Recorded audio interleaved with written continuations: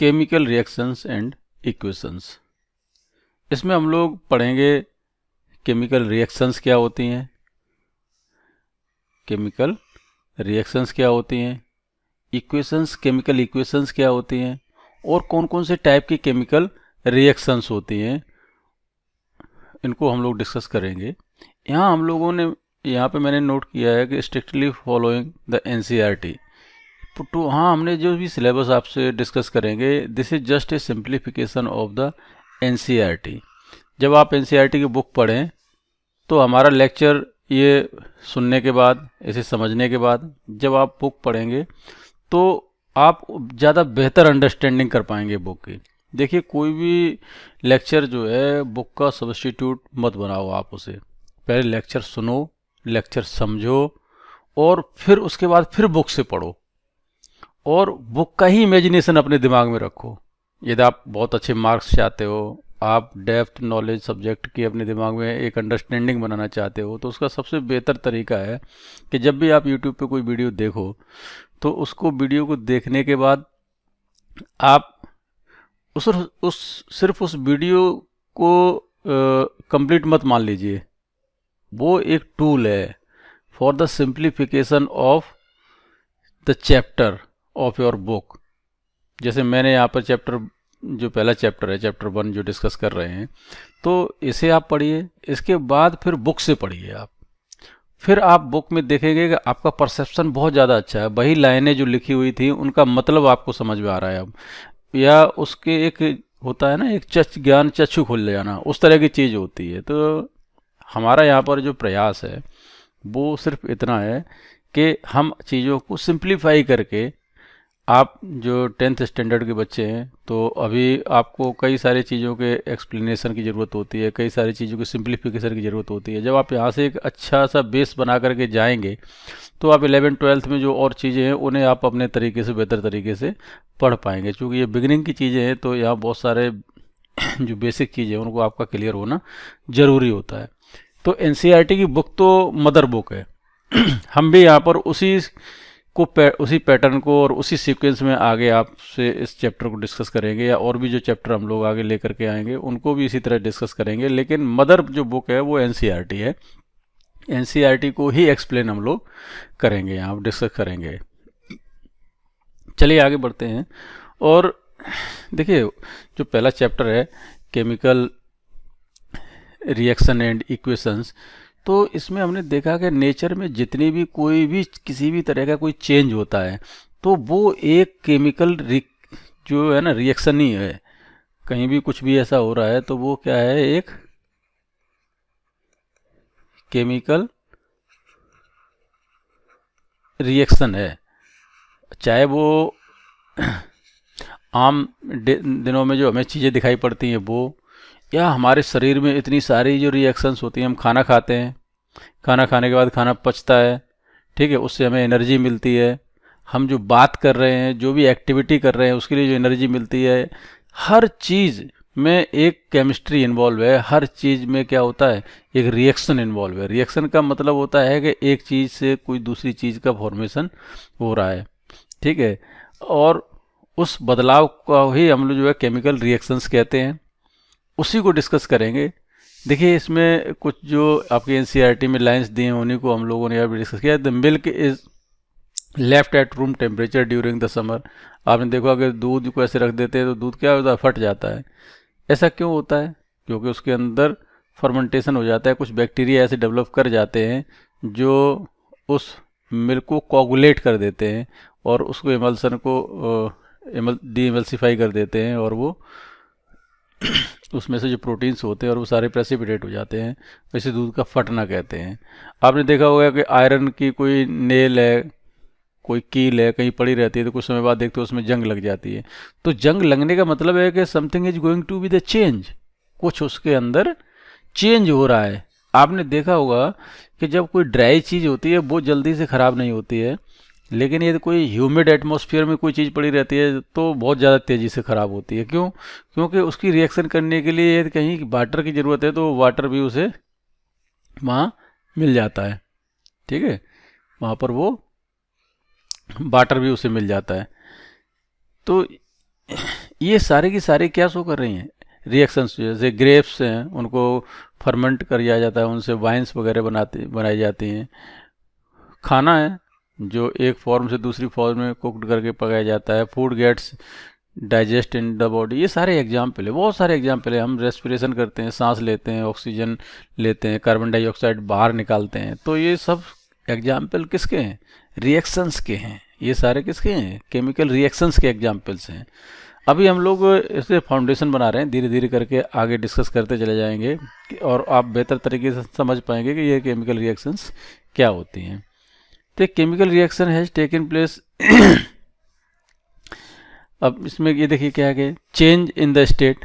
निश्चित सी बात है कि जब कोई रिएक्शन होगी तो एक अवस्था से दूसरी अवस्था में बदलेगी, उससे आप पता लगा पाएंगे कि ये रिएक्शन हो रही है। रिएक्शन होने के उन्होंने कहा कि क्या सिंबल्स हैं, तो उसका एक सिंपल सा चीज़ें एग्जांपल दिया। जैसे स्टेट में कोई अवस्था में चेंज हो रहा है, कोई कलर में चेंज हो रहा है, कोई गैस वहाँ से निकल रही है, ठीक है। टेम्परेचर कभी राइज हो रहा है, कम हो रहा है। जैसे चूने को आप जो है ना कि कोई चूना है और पत्थर जो आता है कच्चा चूना, और उसमें यदि आप पानी में भिगोगे तो कुछ समय बाद देखोगे तो वो बहुत ज़्यादा हीट इवॉल्व करता है, बहुत ज़्यादा एनर्जी जो है उससे इवॉल्व होती है। तो चेंज इन द टेम्परेचर वो इतना ज़्यादा होता है कि वो खोलने लगता है, पानी बॉयल होने लगता है।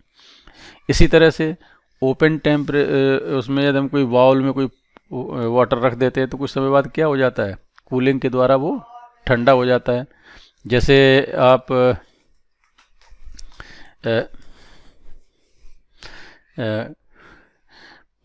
गर्मियों में सुराही में जैसे पानी रखते हैं तो उसमें कूलिंग हो जाती है, तो वो भी एक चेंज है, ठीक है। वो एक चेंज है जिसमें टेम्परेचर का तो ये सारे मेजरमेंट हैं।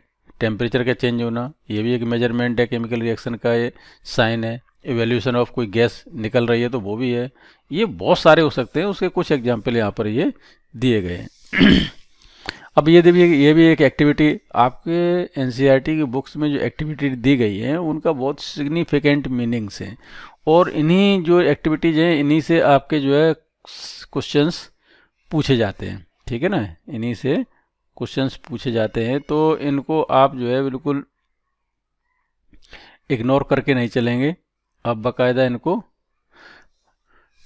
सारी एक्टिविटी को डिस्कस करेंगे। जैसे ये इसी पे क्वेश्चन पूछे जाते हैं कि ये रिबन वाला जो है, रिबन मैग्नीशियम का जो रिबन है, इसको बर्न करते हैं तो किस तरह का एक पाउडर मिलता है, ये तक क्वेश्चन पूछ लिया जाता है कि वाइट पाउडर मिलता है, किस तरह का पाउडर मिलता है।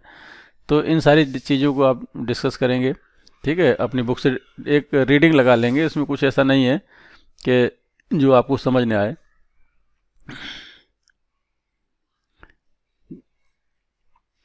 देखिए एक्टिविटी है, एक्टिविटी में इसमें चलिए मैं एक बार डिस्कस कर ही देता हूँ।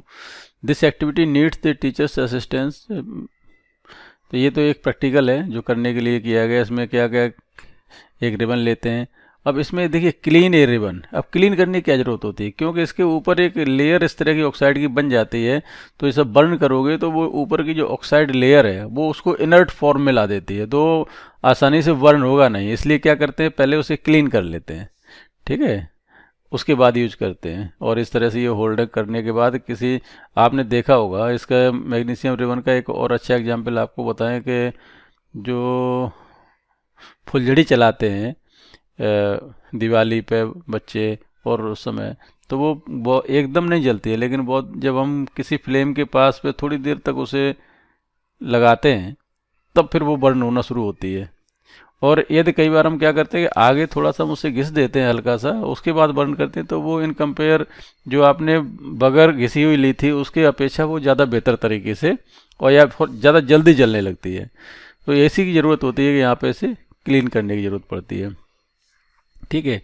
अब क्या ऑब्जर्व करेंगे, तो ये देखिए कि ये जब जो मैग्नीशियम रिबन जो है वो जब बर्न करता है तो ये वाइट फ्लेम के साथ साथ ये क्या देता है, वाइट पाउडर। ये क्वेश्चन पूछ लिया जाता है कि किस तरह का पाउडर, क्या पाउडर देता है, कैसा देता है, white powder. This powder is magnesium oxide. तो ये पूछ लिया जाता है जो वाइट पाउडर होता है वो क्या होता है, तो वाइट पाउडर क्या होता है, मैग्नीशियम ऑक्साइड होता है, ठीक है। और ये किससे बनता है? मैग्नीशियम, ठीक है ना, मैग्नीशियम की और ऑक्सीजन की, ठीक है ना, रिएक्शन से बनता है। और ये क्या बनता है? मैग्नीशियम ऑक्साइड बनता है। जो हवा में जो ऑक्सीजन होती है उस ऑक्सीजन को ये मैग्नीशियम लेता है और रिएक्ट करता है उससे, और in the presence of heat, और ये क्या बनता है? मैग्नीशियम ऑक्साइड बनता है बर्न हो करके।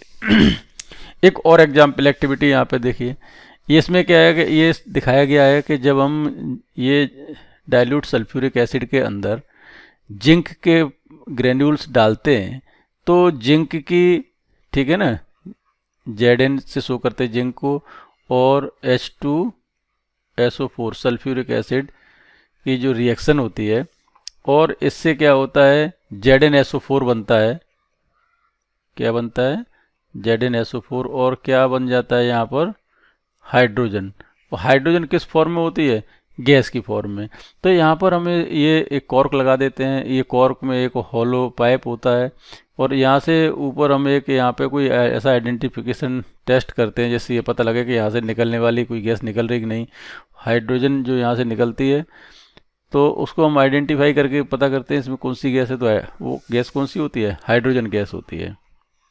ये कैसे बनती है? Formed by the reaction of dilute sulphuric acid on zinc formation of hydrogen gas, action dilute sulphuric acid on zinc. जो हमने ये रिएक्शन दी है कि जिंक जो है वो रिएक्शन की किससे? H2SO4 से, तो जिंक सल्फेट बना लिया उसने, और जिंक सल्फेट के बाद बचा और क्या बचा? हाइड्रोजन। तो ये हाइड्रोजन गैस के तौर पर निकलता है। तो ये दिखाता है कि ये क्या हो रही है? रिएक्शन हो रही है। एक्चुअली यहाँ पर हम लोग पढ़ के आ रहे हैं, केमिकल रिएक्शंस पढ़ रहे हैं, और इस एक्टिविटी का भी यही मीनिंग है शो करने का कि यहाँ पर एक रिएक्शन हो रही है और एक चीज़ से दूसरी चीज़ बन रही है। ठीक है, अब देखिए हम लोग क्या करते हैं, कुछ टर्म्स हैं उनको जानते हैं। जैसे एक तो हम लोग पढ़ ही रहे हैं कि the process in which the substance with a new property are form one or more substance called the chemical reactions.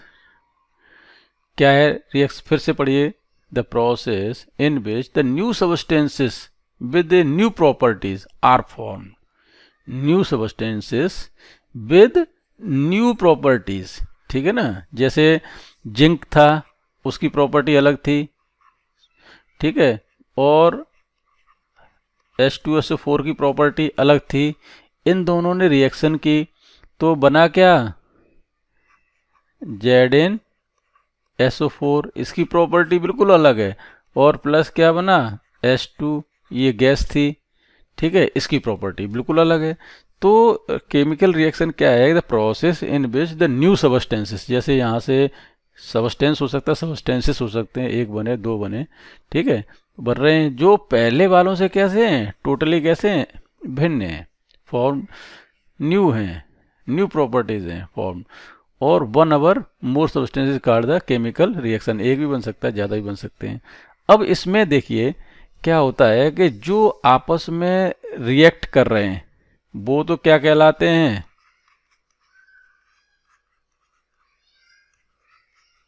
वो क्या कहलाते हैं? रिएक्टेंट्स कहलाते हैं, ठीक है। और जो नए फॉर्म हो रहे हैं वो क्या कहलाते हैं? प्रोडक्ट्स कहलाते हैं। तो एक तो हुए आपके रिएक्टेंट्स जो आपस में रिएक्शन करेंगे, और उससे फिर जो बनेगा नया सब्सटेंस वो क्या कहलाएगा? आपका प्रोडक्ट। तो तीन टर्म हो गए आपके। एक टर्म तो हुआ आपका क्या?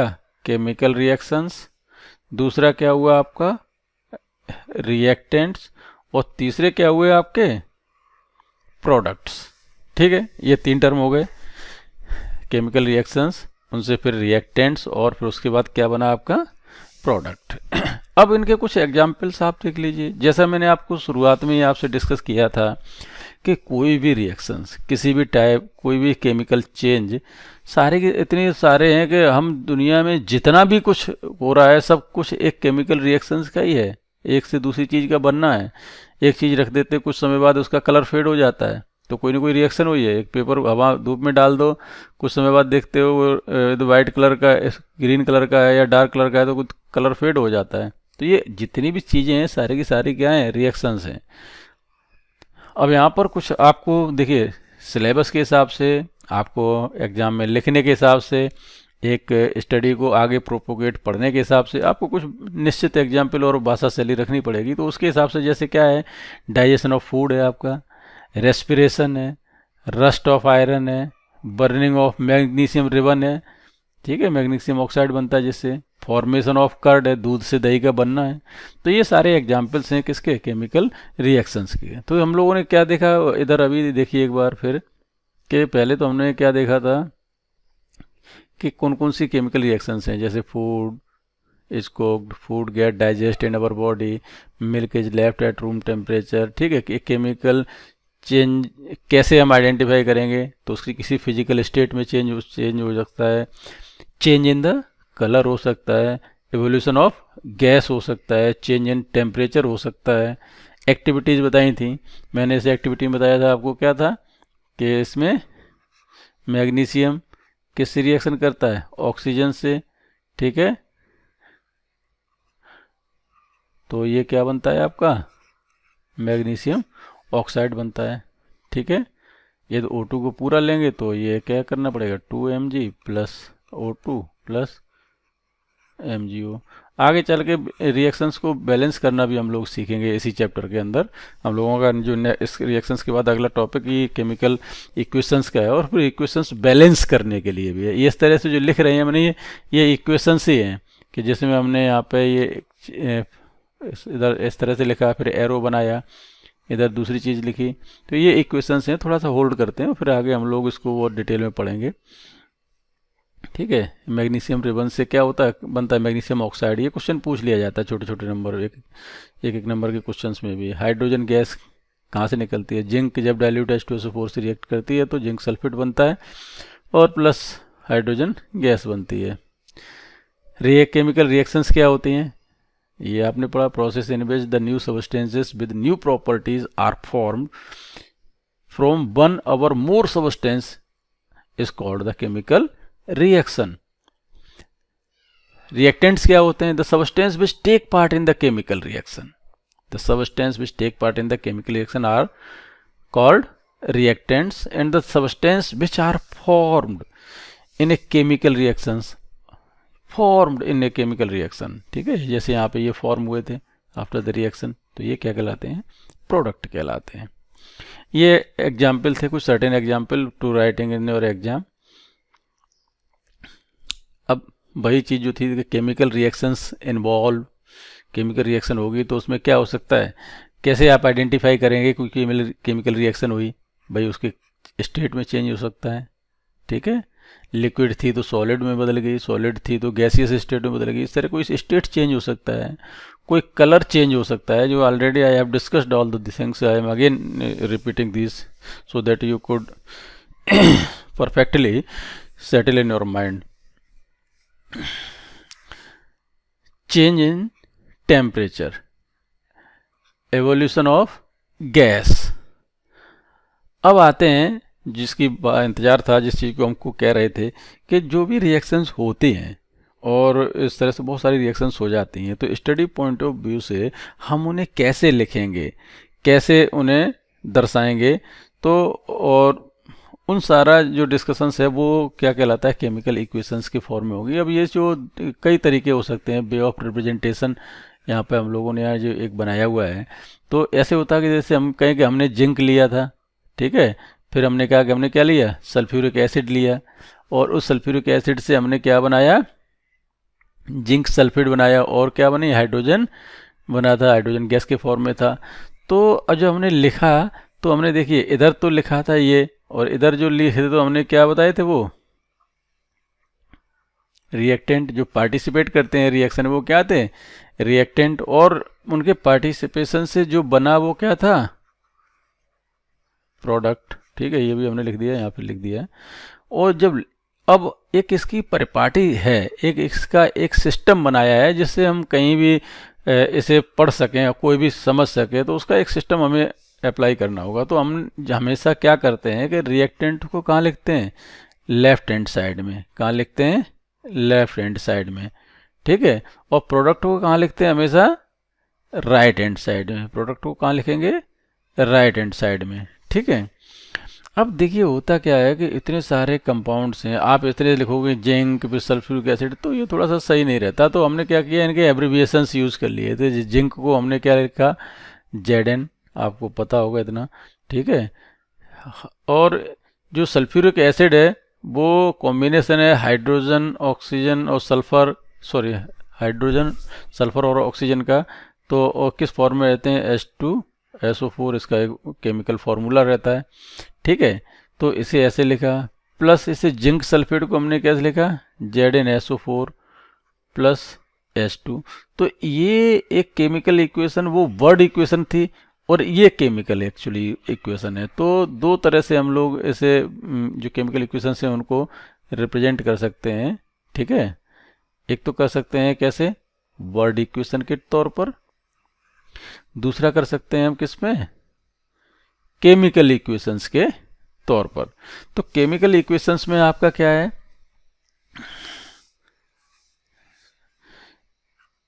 इस जो एब्रिविएशंस फॉर्म में हम लोग यहाँ पर लिखे थे। तो लेफ्ट हैंड साइड में हमेशा क्या होंगे, रिएक्टेंट होंगे, और राइट हैंड साइड में क्या होंगे, प्रोडक्ट होंगे। और रिएक्टेंट से प्रोडक्ट बनने को हम किसके द्वारा शो करते हैं, एक एरो के द्वारा शो करते हैं। जैसे ये यहाँ पर एक एरो था, ठीक है, यहाँ पे भी एक। तो एक से इस तरह का जो एरो है वो किधर से किधर होता है, रिएक्टेंट से प्रोडक्ट की तरफ होता है। किधर होता है, रिएक्टेंट से प्रोडक्ट की तरफ होता है, ठीक है। इस तरह से एक एरो बना करके शो करते हैं। तो ये एक तरीका है रिप्रेजेंटेशन का, एक लिखने का। अब देखिए केमिकल, अब होता है कि केमिकल इक्वेशंस होते क्या हैं और उन्हें आप एग्जाम पॉइंट ऑफ व्यू से किस तरह से समझेंगे। तो उसके लिए देखिए हमने यहाँ पे आपको एक पीपीटी में सारी चीज़ें नोट कर दी हैं, उनको हम डिस्कस करते हैं। देखिए एक chemical reaction can be represented by chemical equations, निश्चित सी बात है। It involve usage a symbol, जैसे एब्रिविएशंस का मतलब क्या होता है, सिंबल, सिंबल ऑफ एलिमेंट्स, जैसे जिंक, ठीक है, कार्बन, नाइट्रोजन, सल्फर। तो पेरियोडिक टेबल में आपने देखा होगा इतने सारे जो 120 से ऊपर अब एलिमेंट प्रेजेंट हैं, ठीक है। वैसे तो 108 एग्जिस्टिंग है, लेकिन कुछ और भी जो एग्जिस्ट नहीं करते हैं उनकी भी खोज है। तो पेरियोडिक टेबल में ये सारे के सारे एलिमेंट्स जो हैं उनको हम सीधे सीधे नाम न लिख करके क्या लिखते हैं, सिंबॉलिक तौर पे लिखते हैं। और केमिकल फार्मूला दूसरा, उसका जो कॉम्बिनेशन बनता है उसको क्या कहते हैं, केमिकल फार्मूला। जैसे हाइड्रोजन H2SO4 था, तो ये क्या है, सल्फ्यूरिक एसिड। तो ये फार्मूला है सल्फ्यूरिक एसिड में। एक सल्फर होता है, 4 एटम किसके होते हैं, ऑक्सीजन के होते हैं, और 2 एटम किसके होते हैं, हाइड्रोजन के होते हैं, और 1 एटम किसका होता है, सल्फर का होता है। आगे चल करके आप सब इन चीज़ों को पढ़ेंगे, और आपने कुछ 9th क्लासेस में भी जो चैप्टर हैं उनमें पढ़ा होगा कि किस तरह से सल्फर और उन सब की बैलेंसी और आपस में जुड़े रहते हैं। वो चीज़ हम डिस्कस नहीं करेंगे अभी यहाँ पर, क्योंकि वो हमारे इस चैप्टर से अलग चीज़ है। हम लोग फिर उससे अपने पाथ से डेविएट हो जाएंगे। Necessary condition such as the temperature, pressure, any catalyst, ये सारे देखिए जो कुछ भी यहाँ लिखा है, एवरीथिंग इज इम्पोर्टेंट।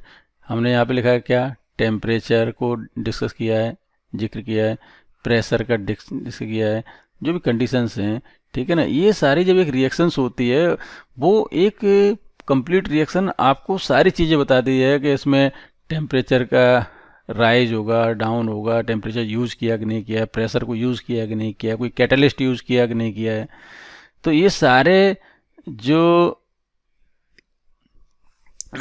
इंडिकेशंस हैं या इंफॉर्मेशंस हैं आपको ये कंप्लीट इक्वेशंस के अंदर मिल जाएंगी, ठीक है। जैसे हमने यहाँ पे देखिए, ये है मैग्नीशियम था, इसे हमने ऑक्सीजन से रिएक्शन कराया, क्या बना, मैग्नीशियम ऑक्साइड। तो ये जो है एक कैसी रिएक्शन है, अनबैलेंस्ड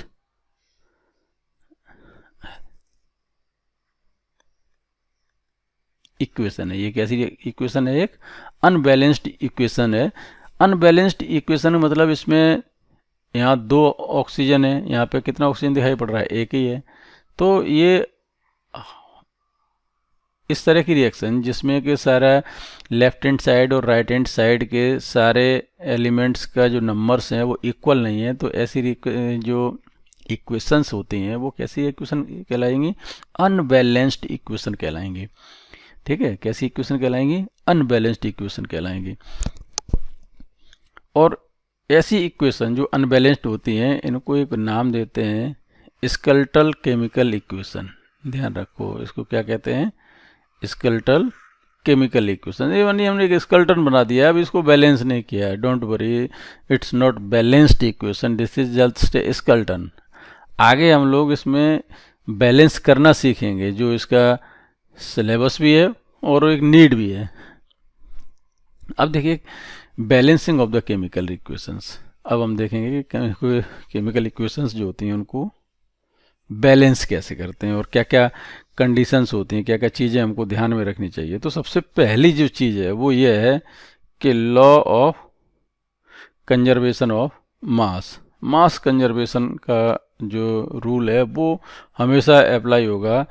और आप ये समझ लीजिए जो कोई कम एलिमेंट्स जितने यूज हो रहे हैं दूसरी तरफ भी उतने ही एलिमेंट्स होंगे।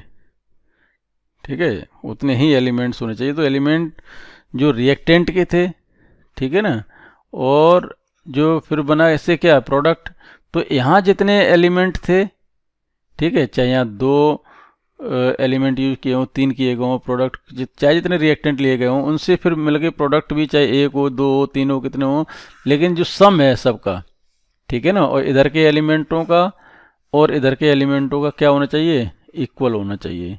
ये क्या कहलाता है? Law of conservation of mass, mass conservation law भी कहते हैं। तो हमेशा लेफ्ट हैंड साइड में, ठीक है ना, और राइट हैंड साइड में हमेशा बैलेंस्ड होने चाहिए, मस्ट बी। ये पहली कंडीशन है। और इसी के लिए हम लोग, जैसे पहले हमने इससे पढ़ा था कि जो स्केलेटल केमिकल इक्वेशन ली थी ये अनबैलेंस्ड है, तो यहाँ पे जो conservation law, mass conservation law apply नहीं हो रहा है, क्योंकि यहाँ ऑक्सीजन के एलिमेंट कितने यूज हो रहे हैं? 2 हैं, और यहाँ कितना है? 1। इसको आगे बैलेंस करेंगे। तो बैलेंस्ड इक्वेशन में लेफ्ट हैंड साइड और right hand side must be equal. ठीक है, number of elements involve in the chemical reaction should be remain same at the reactant and product side. अब देखिए ऐसा करेंगे कैसे, उसी के लिए हम लोग लॉ पढ़ेंगे। ये हमने वहीं का सीधा एक रिप्रेजेंटेशन दे दिया है। अब जैसे यहाँ पे देखिए कुछ रिएक्शंस हो सकती हैं अपने आप ही बैलेंस हो जाएं। जैसे यहाँ पे जिंक है, एक एलिमेंट जिंक का था, एक यहाँ है, ठीक है, H2, यहाँ H2, 2, सल्फ़र, यहाँ भी सल्फ़र, ठीक है, ऑक्सीजन, यहाँ भी ऑक्सीजन। तो ये कैसी रिएक्शन है? एक बैलेंस्ड रिएक्शन है। इसमें हमें कुछ बैलेंस करने की ज़रूरत है ही नहीं, इस तरह से देखें। लेकिन जहाँ बैलेंस नहीं है, स्केलेटल सिस्टम लिया है, उसको हम क्या क्या स्टेप फॉलो करेंगे वो करेंगे। देखिए सबसे पहली चीज़ तो है कि आप स्मार्ट हैं तो आप ऐसे ही देख करके बता देंगे कि इधर इतना नहीं, इधर इतना, इधर इसका गुणा करें, इधर इतने जोड़ें, वो आप बना सकते हैं, ठीक है। लेकिन हम लोग यहाँ पर सारे स्टेप थ्योरेटिकली डिस्कस करेंगे, जिससे किसी भी तरह का कोई टिपिकल या टफ कोई इक्वेशन है उस हर इक्वेशन को आप बैलेंस्ड कर सकें। और एग्ज़ाम में भी पूछा जाए तो आपको आता तो है, लेकिन आपको स्टेप तो सारे लिखने पड़ेंगे। तो उन स्टेपों को लिखने के लिए कैसे हम स्टेप्स लिखेंगे, कैसे हम उस एग्ज़ाम की कॉपी में एक्सप्लेन करके करेंगे, तो उनके लिए हमें एक सीक्वेंस, एक पैटर्न की ज़रूरत होगी। वो पैटर्न हम यहाँ पर डिस्कस कर रहे हैं। चलिए अब हम लोग पढ़ते हैं इसमें कि स्टेप कौन कौन से इस्तेमाल होंगे बैलेंसिंग को करने के लिए। तो बैलेंसिंग में सबसे पहली जो चीज़ है वो हमने क्या बताया कि ये लेफ्ट हैंड साइड और राइट हैंड साइड के जो एलिमेंट्स, नंबर ऑफ एलिमेंट्स हैं, उनको संख्या हमको क्या करनी है? इक्वल करनी है। ये हमारा पहला टास्क होगा। और अब टास्क करने का मतलब एक सबसे इम्पोर्टेंट और बेसिक चीज़, अभी आप स्टूडेंट हैं, जब आप आगे प्रैक्टिस शुरुआत में हैं, अभी आगे जब प्रैक्टिस करेंगे आप समझ जाएंगे कि जैसे मान लीजिए H2O है, तो H2O वाटर का एक फॉर्मूला है। अब ऐसा नहीं कि हमें यहाँ पे कोई बैलेंस करना है तो हमने H3O कर दिया या HO कर दिया, तो ये तो पूरी इसकी प्रॉपर्टी चेंज हो गई, इन सब की क्या होगी, प्रॉपर्टी चेंज हो गई। तो ऐसे नहीं कर सकते हैं। कहने का मतलब ये है कि जो भी केमिकल फार्मूला है हमारा, उस फार्मूले में हम कोई चेंज नहीं कर सकते हैं। जैसे हमने यहाँ पे क्या बना दिया, एक बॉक्स बना दिए, इन बॉक्सों के अंदर कोई छेड़छाड़ नहीं हो सकती है। जो भी छेड़छाड़ करनी है, जो भी नंबर्स हमको चेंज करने हैं, वो कहाँ से करने हैं, बाहर से चेंज करने हैं। ठीक है, इसके यहाँ पर हम कुछ कम ज़्यादा कर सकते हैं, यहाँ कर सकते हैं, यहाँ पे कोई चेंज कर सकते हैं, यहाँ चेंज कर सकते हैं, लेकिन इसके अंदर नहीं। इसलिए सबसे पहला स्टेप क्या है, right a chemical equation and draw boxes around each formula. इसमें कोई अंदर छेड़छाड़ नहीं। ठीक है, क्या किया इन बॉक्सेस में इसे एज्यूम करके चल रहे हैं कि these are inside the boxes, we can't change. अब दूसरा स्टेप क्या है कि हम लिखें, काउंट करें कि हमारे पास आयरन जैसे था, तो नंबर ऑफ रिएक्टेंट साइड की, यानी रिएक्टेंट साइड कहें तो ये क्या था, लेफ्ट हैंड साइड में कितने थे और राइट हैंड साइड में कितने। तो आयरन यहाँ पे कितना था, 1 था। दूसरी साइड में आयरन कितने, 3 है। यहाँ हाइड्रोजन कितने थे, 2 थे। यहाँ 2 थे। यहाँ ऑक्सीजन 1 है। यहाँ कितने थे, 4 थे। ये तो इसमें आपने देखा, एक तो ये अनबैलेंस है और एक ये अनबैलेंस्ड है। लॉ ऑफ जो मास कंजर्वेशन लॉ के हिसाब से ये बैलेंस्ड नहीं है। तो अब इनको हम कैसे बैलेंस करेंगे। अब तो चीज़ें हो गई। पहले में आपने क्या किया कि बॉक्सेस के अंदर छेड़छाड़ नहीं करनी है। दूसरे में क्या किया आपने, दूसरे में आपने क्या किया कि हमने एलिमेंट्स को count the number of atoms each element on both the side of chemical reaction. तो हमने आयरन, हाइड्रोजन और ऑक्सीजन, 3 ही कंपाउंड हमको पिछली वाली रिएक्शन जो हमने ली है, ठीक है, Fe है, H2 है, O है, तो इन तीनों को हमने बैलेंस करके लिखा कि लेफ्ट हैंड साइड में कितने एलिमेंट्स हैं, या कहें तो एटम्स हैं, एलिमेंट्स ही होंगे। नंबर ऑफ एलिमेंट्स या number of atom is the same thing. तो दूसरी साइड में कितने नंबर ऑफ एलिमेंट्स या फिर एटम्स हैं। तीसरा स्टेप क्या होगा कि अब हमको करें equalise the number of atoms of element which has the maximum number of putting in front of it. देखिए, जहाँ इसमें सबसे पहले हम किसको बैलेंस करें, जो सबसे ज़्यादा डिफरेंस था किसका, 4 का, ऑक्सीजन का। तो ऑक्सीजन में हमने क्या किया, देखिए यहाँ पे क्या कर लिया, ये ऑक्सीजन था, इसके फ्रंट में, चूँकि हमें इसमें तो ये बॉक्स ही है, इसमें तो कोई कर नहीं सकते, ऐसा नहीं कर सकते कि हम यहाँ 4 कर दें या यहाँ मल्टीप्लाई 4 कर दें, पूरे बाहर ही करना पड़ेगा। तो यहाँ पे क्या किया, 4H2O, ठीक है ये 4 यहाँ किया। जब 4 यहाँ किया तो अब ये ऑक्सीजन इधर वाले यहाँ बैलेंस हो गए, लेकिन डिस्टर्ब क्या हो गया, हाइड्रोजन।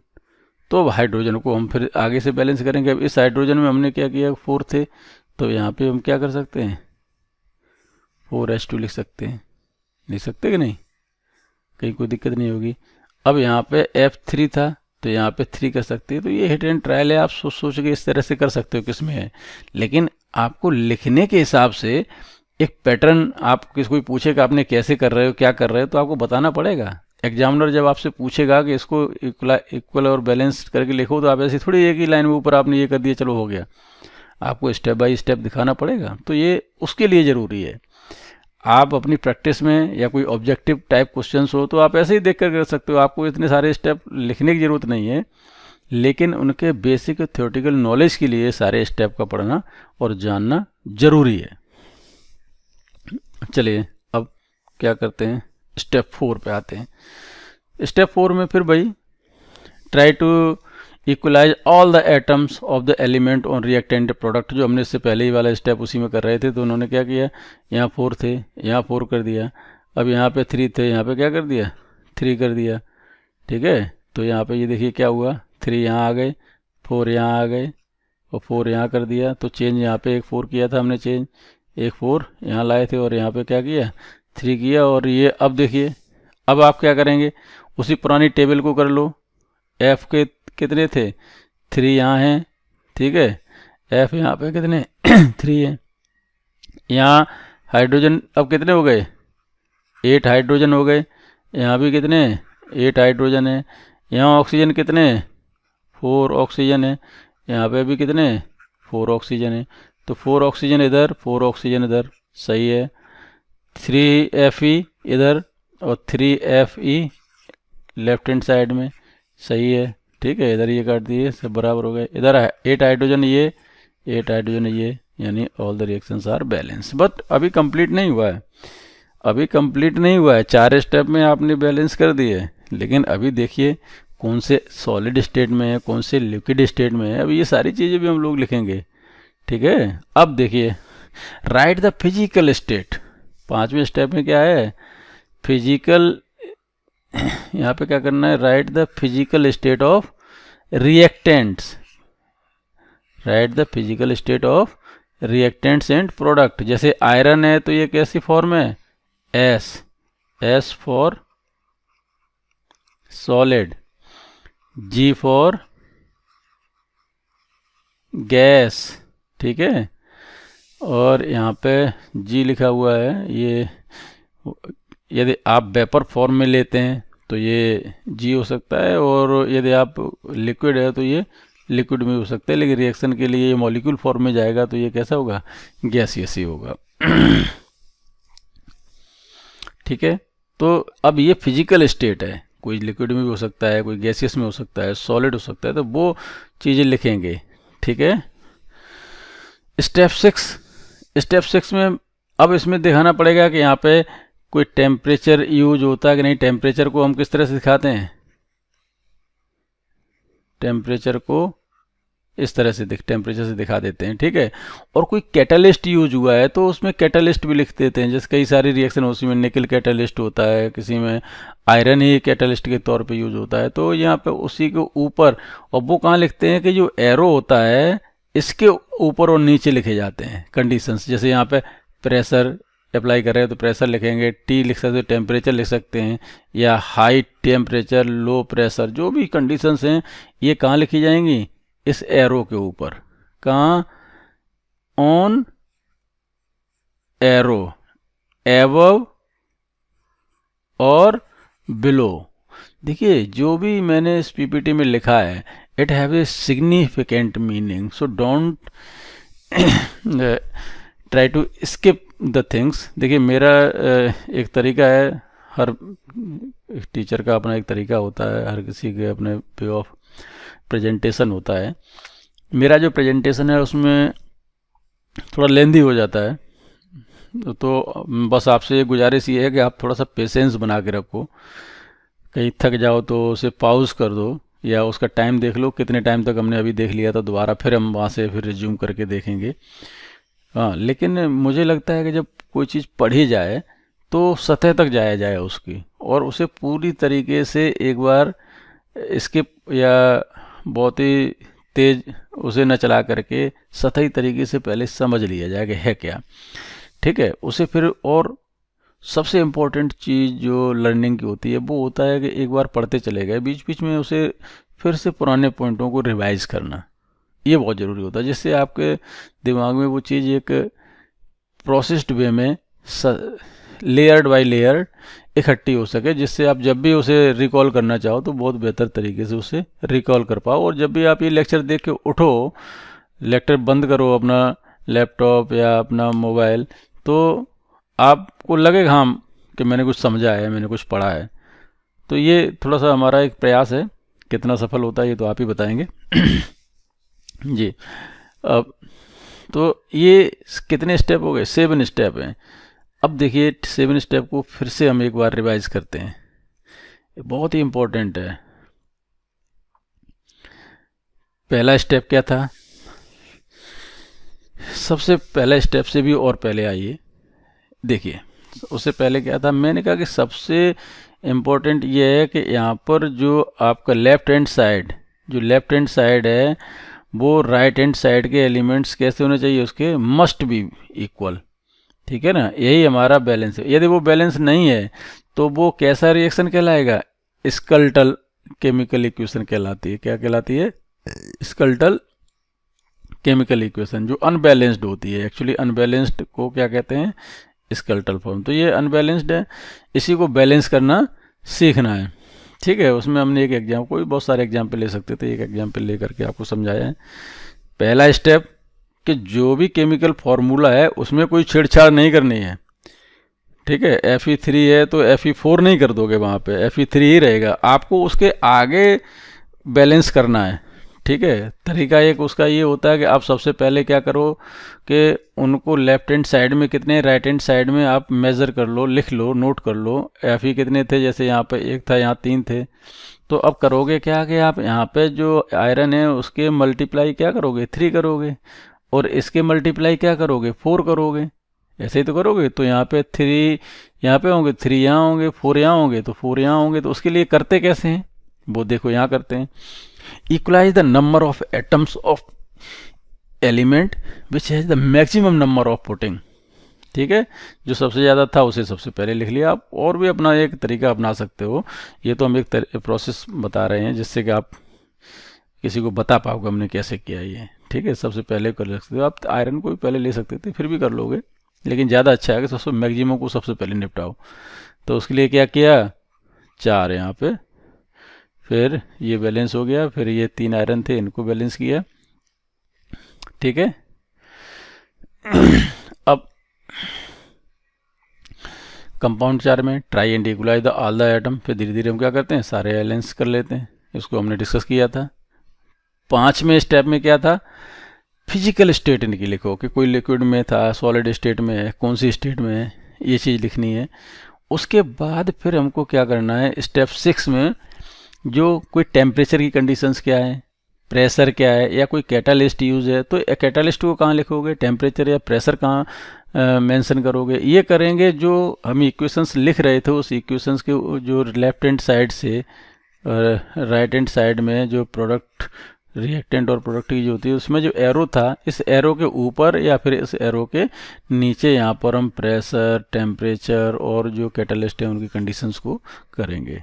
अब एक और चीज़, सॉलिड को हम किससे दिखाते हैं, एस से डिनोट करते हैं ब्रैकेट में।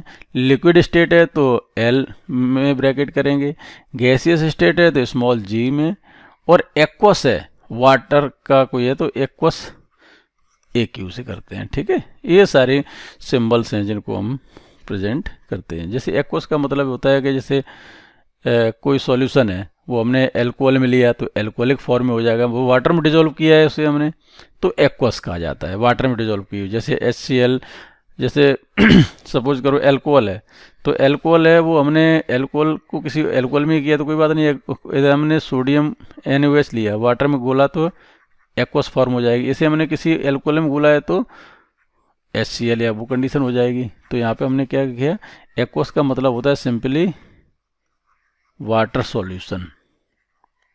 ठीक है ना, एक्वस, एक्व का मतलब क्या है, वाटर सॉल्यूशन। एक्वा टर्म किसके लिए होता है यूज, वाटर के लिए। ठीक है, तो ये सारा एक स्टेप था। अगले जो उसमें हम लोग चैप्टर में डिस्कस करेंगे ये 4 चीज़ें, जो अगला वीडियो, मुझे लग रहा है ये काफ़ी लंबा वीडियो हो जाएगा। तो एक पार्ट में हम लोग केमिकल रिएक्शन और इक्वेशंस पढ़े हैं, उसको बैलेंस करना पड़े हैं। अगले पार्ट में हम लोग इसको continuous type of chemical reactions पढ़ेंगे। क्या पढ़ेंगे, टाइप ऑफ केमिकल रिएक्शंस। जो आपके सिलेबस में केमिकल रिएक्शन है वो कौन कौन सी हैं, कॉम्बिनेशन रिएक्शंस क्या होती हैं, डिकम्पोजिशन रिएक्शंस क्या होती हैं, डिस्प्लेसमेंट रिएक्शंस क्या होती हैं, डबल डिस्प्लेसमेंट रिएक्शंस क्या होती हैं, ऑक्सीडेशन एंड रिडक्शन रिएक्शंस। तो ये सारी रिएक्शंस हैं, इनका एक ग्लम्पोज हम आपको दिखा दे रहे हैं। ये सारी चीज़ें हम लोग जो है अगले लेक्चर में डिस्कस करेंगे, और इसका लिंक उसके नीचे पड़ा रहेगा, तो आप कंटिन्यूस में पहले ये लेक्चर देखें, उसके बाद ये दूसरा लेक्चर देखें, जिससे आपका ये जो पहला चैप्टर है वो कंप्लीट हो सके। ठीक है बच्चों, थैंक यू सो मच। और जैसा भी ये मेरा लेक्चर आपको लगे, मैं चूँकि बहुत बिगनिंग है हमारे लेक्चर्स की, हम शुरुआत कर रहे हैं, तो कुछ विद द इक्विपमेंट्स या कमरे में अकेले बैठ करके बोलना, अकेले एक्सप्लेन करना, उसमें प्रॉब्लम थोड़े से परफेक्शन में टाइम लग सकता है, लेकिन कंटेंट यदि आपको अच्छा लग रहा है तो आप उसमें ज़रूर कमेंट बॉक्स में लिखिएगा। यदि अच्छा है तो लाइक करिएगा, सब्सक्राइब करिएगा। Thank you so much for having the patience and stay in the lecture till the end. Bye bye.